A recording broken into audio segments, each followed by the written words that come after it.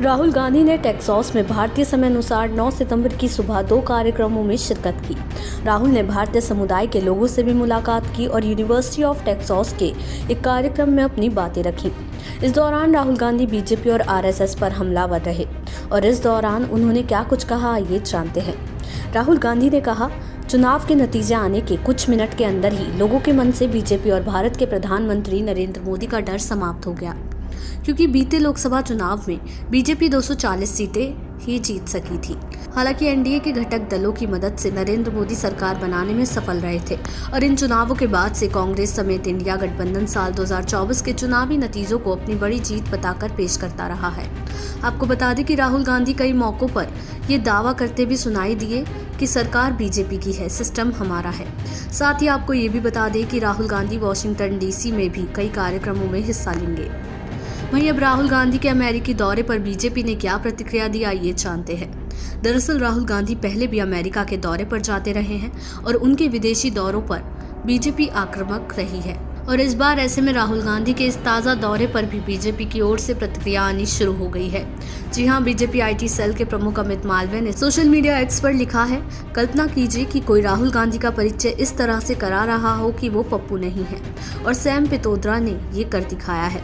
आपको बता दें कि इससे पहले इंडियन ओवरसीज कांग्रेस के चेयरमैन सैम पित्रोदा ने टेक्सास में राहुल गांधी का परिचय कराते हुए कहा, राहुल गांधी के पास एक विजन है, ये उस बात के विपरीत है जिसके लिए बीजेपी ने करोड़ों रुपए खर्च किए हैं। वो पप्पू नहीं है, वो काफी शिक्षित इंसान है और बहुत कुछ पढ़ा है। वो एक रणनीतिकार है जिसके पास किसी भी मुद्दे पर गहरा विचार है।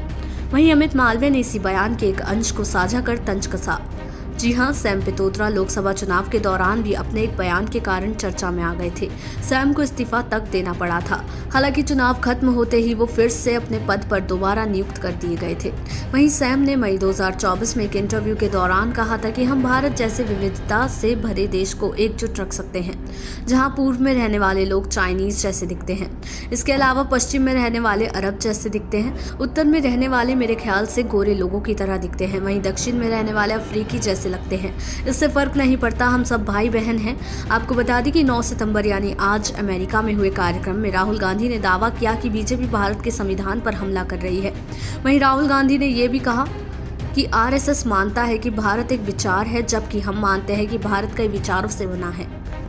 हम अमेरिका की तरह मानते हैं कि हर किसी को सपने देखने का अधिकार है और सबको भागीदारी का मौका मिलना चाहिए और यही लड़ाई है। जी हां, राहुल गांधी ने दावा किया है कि चुनाव के दौरान लाखों लोग इस बात को स्पष्ट तौर पर समझ रहे थे कि भारत के प्रधानमंत्री भारत के संविधान पर हमला कर रहे हैं। उन्होंने कहा कि भारत के संविधान में भाषा, धर्म, परंपरा और जाति हर किसी के सम्मान की बात की गई है।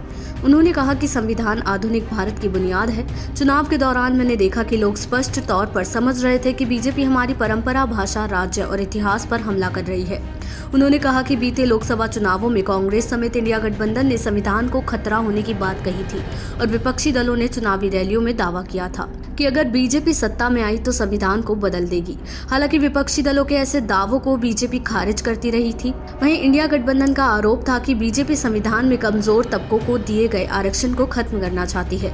वहीं राहुल गांधी ने कहा, बीजेपी का डर समाप्त हो गया है। ये भारत के लोगों की उपलब्धि है जिन्होंने बताया कि हम भारत के संविधान पर किसी हमले को स्वीकार नहीं करेंगे। भारतीय समुदाय से जुड़े इस कार्यक्रम में राहुल गांधी बोले, आप यहाँ मन में घृणा नहीं, सम्मान लेकर आए हैं और आप यहाँ हमारे दूत हैं, इसलिए आपकी एक बहुत बड़ी भूमिका है और भारत को अमेरिका की ज़रूरत है और अमेरिका को भारत की। आप अपने पुराने घर और नए घर अमेरिका के बीच पुल हैं। देश दुनिया की ऐसी ही तमाम खबरों के लिए देखते रहें समय डिजिटल।